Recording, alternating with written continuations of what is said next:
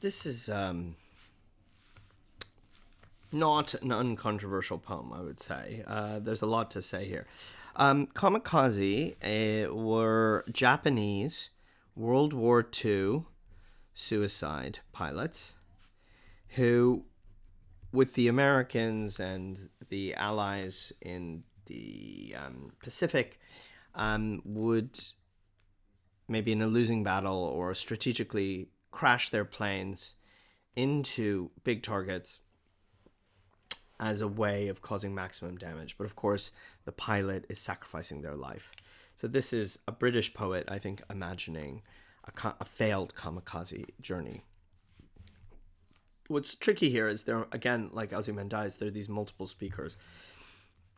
So it starts in the third person. Her father embarked at sunrise with a flask of water, a samurai sword in the cockpit, a shaven head full of powerful incantations, and enough fuel for a one-way journey into history.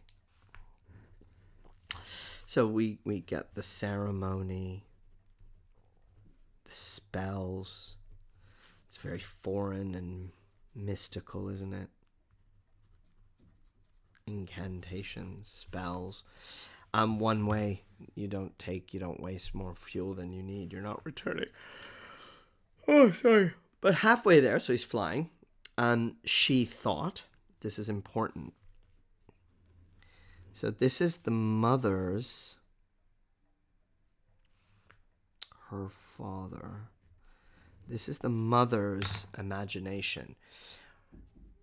Recounting it later to her children.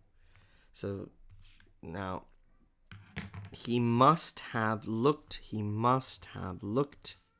far down at the little fishing boats, strung out like bunting on a green-blue translucent sea.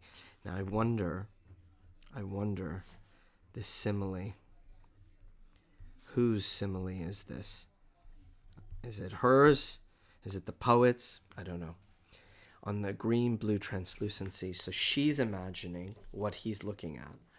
Because beneath them, aching in swaths like a huge flag, wave first one way, then the other, in a figure of 8, the dark schools of fishes flashing silver as their bellies swiveled towards the sun. Amazing, amazing image.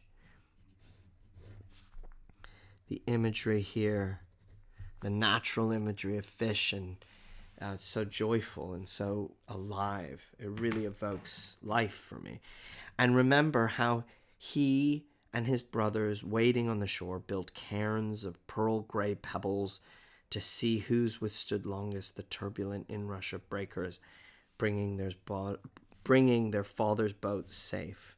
So this is just memory of life, and the conflict here is between life and suicide for duty. But memory rushes in, and life, you want to live life, you want to exist.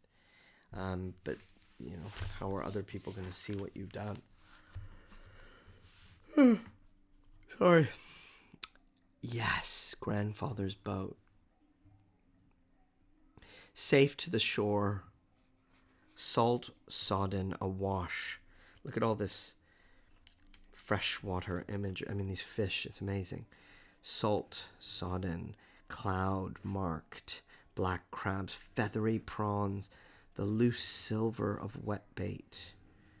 And once the tuna, the dark prince, muscular, dangerous.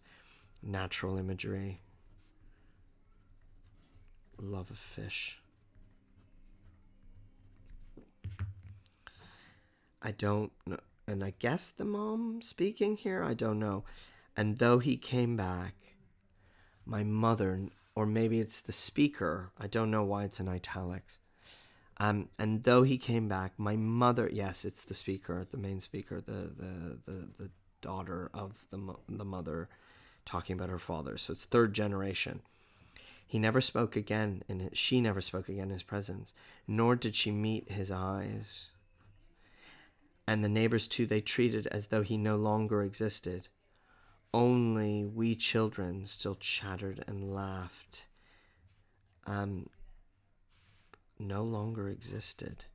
They ignore him.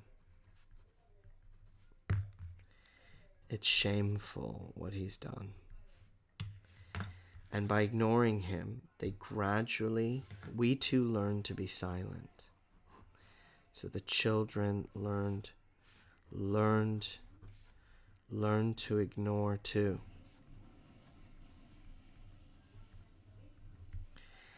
To live as though he had never returned. And this was no longer the father we loved. Oh gosh.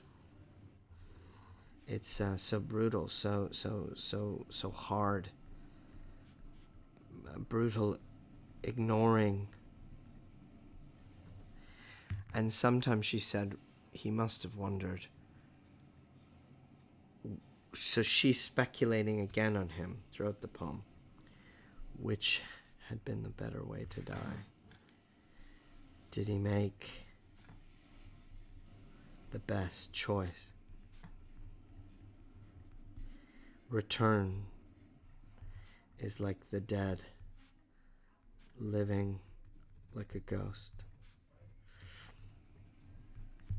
So in this war, we get a combination of war and the domestic sphere, national expectations, the beautiful natural imagery, wanting to be alive, this rather questionable framing narrative of imagining what someone else imagines is happening to a Japanese suicide pilot, I think could be questioned, but the poem works, at least on the level of giving me some emotional sense, particularly of being ignored, and regretting perhaps your choice.